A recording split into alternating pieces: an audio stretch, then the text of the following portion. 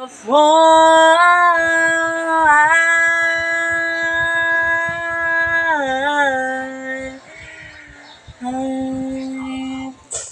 Edward, anong gusto mong pag-usapan?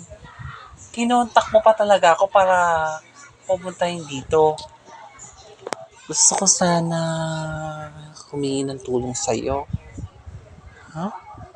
Bakit, Monica? Bakit Edward, Sir Edward?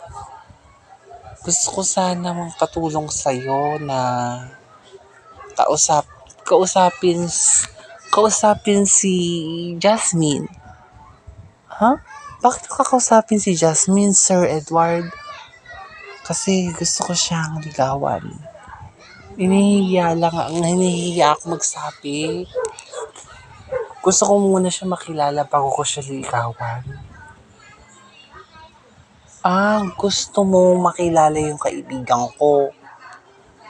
Pero kasi, eto ha, para alam mo lang Edward, kung sakaling magkabumabutihan kayo ng kaibigan ko, ikaw pa lang ang magiging jowa niya. Kasi wala pa siyang nagiging jowa eh. First and all, hindi siya nagkakaroon talaga ng jowa. Kasi lahat ng mga dumadating sa kanyang lalaki, walang nagsiseryoso sa kanya. Lahat iniiwan siya. Iniiwan siya sa ere. May mga pagkakataon na pinagpalit siya sa mas maganda sa kanya. Alam mo naman yung alam mo naman yung kaibigan ko. Kaya after nun, naghihintay na lang siya ng tamang tao na darating na para sa kanya. Yung siya lang talaga ang mamahalin, hindi siya sasaktan.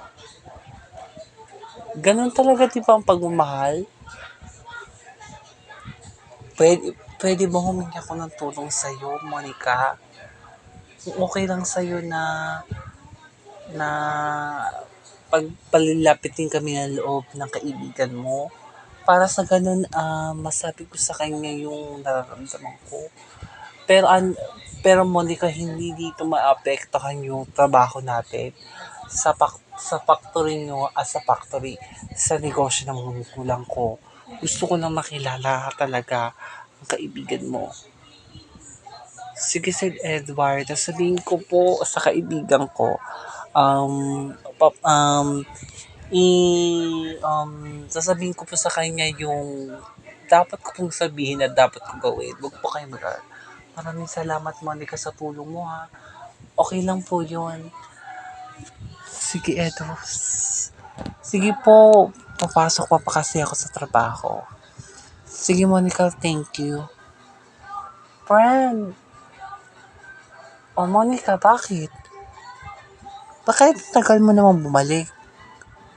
Ano sabi sa ni Sir Edward? Wala. May sinasabi lang siya tungkol sa pinautos siya sa akin kaninang umaga. Sige. Friend, may sasabihin sana ko sa'yo.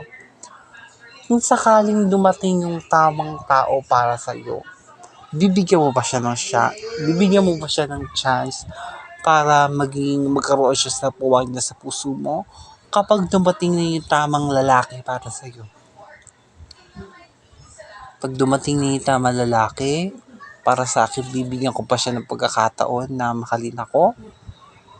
Oo naman. Kung para talaga siya sa akin at ibinigay yun ng Diyos para sa akin, tatanggapin ko. Gusto ko muna siya makilala, gusto ko muna siyang mas makilala pa bago namin pagdaanan at pumasok sa isang relasyon. Kasi mahirap pumasok sa isang relasyon na hindi ka pa handa. Yung sa kakamadali mo, ang ending, masasaktan ka ng paulit-ulit.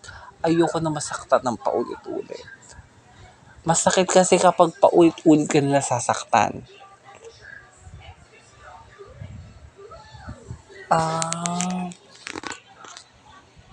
Kasi, meron kasi, bakit mo naitanong, Bes?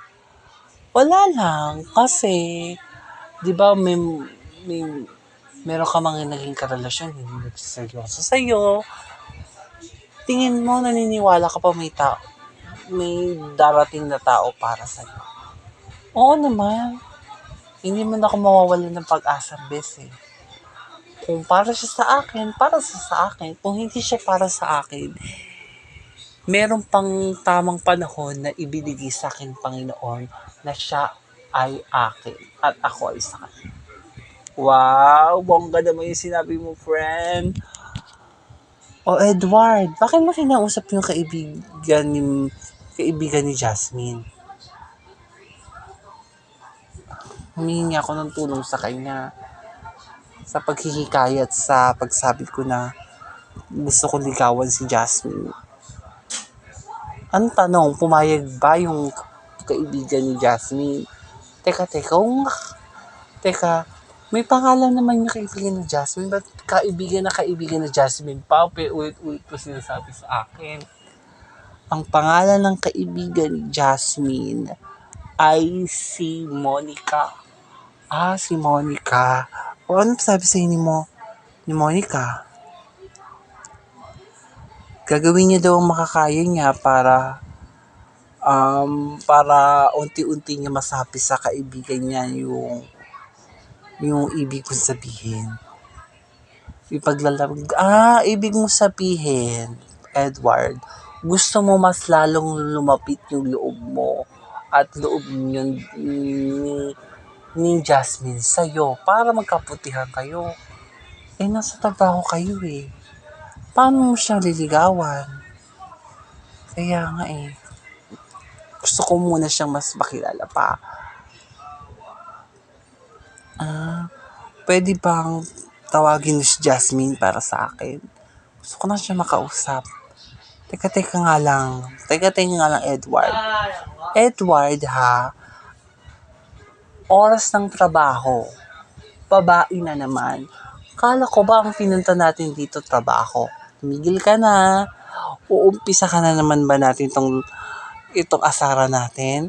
Huwag natin tong simulan yung araw natin dito sa asaran na to. Sige na, tawagin mo na si Jasmine para sa akin. Please! Sige, pasabi mo yan eh.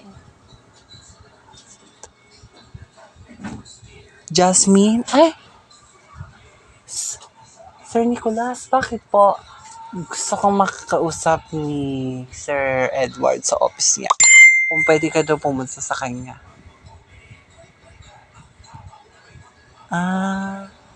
Sige po, pupunta na po ako. Nicolas, ano sabi ni Jasmine? Punta na siya. Ihanda mo na yung sasabihin mo sa kanya. Parang nagulat nga siya nung tinawag ko eh. Kaya, umanda ka. Sir Jasmine,